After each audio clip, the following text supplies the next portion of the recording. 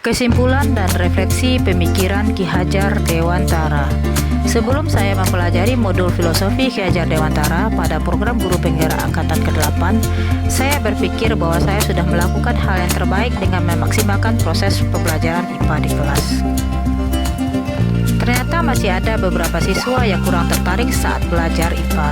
Buktinya mereka masih kesulitan dalam mengerjakan tugas dan selalu terlambat menyerahkannya. Selain itu, masih ada siswa yang selalu minta izin keluar kelas saat saya sedang melakukan proses pembelajaran. Waktu itu saya berpikir bahwa kemampuan peserta didik saya hanya sebatas itu. Tidak mungkin rasanya saya paksakan untuk mengerti belajar IPA. Saya memaklumi bahwa tidak semua siswa saya tertarik belajar IPA yang mereka bilang cukup sulit.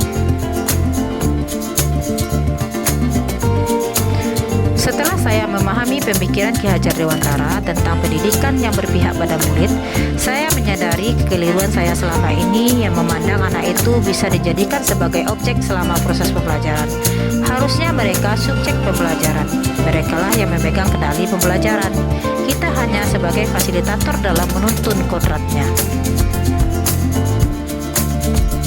Padahal anak tersebut dilahirkan dalam kodrat yang berbeda dan memiliki keunikan masing-masing.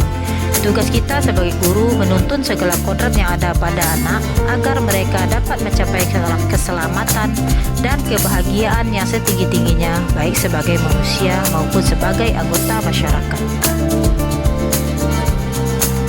Perubahan yang saya rasakan setelah mempelajari filosofi Ki Hajar Dewantara diantaranya proses pembelajaran yang menyenangkan dengan memperhatikan kodrat alam dan kodrat zaman, memfasilitasi kebutuhan peserta didik dengan melakukan pembelajaran yang bervariatif, proses pembelajaran dengan memadukan cipta, karsa, dan karya yaitu budi pekerti. Saya juga mewujudkan merdeka belajar yang mana guru memberikan kebebasan pada anak dalam memilih gaya belajar yang mereka sukai, sehingga mereka bisa mengeksplorasi potensi, bakat, dan minat yang mereka miliki. Akhirnya mereka menjadi tertarik saat belajar IPA.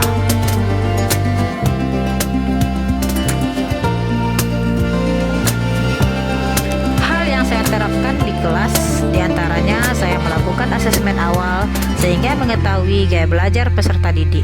Saya memfasilitasi keunikan mereka masing-masing.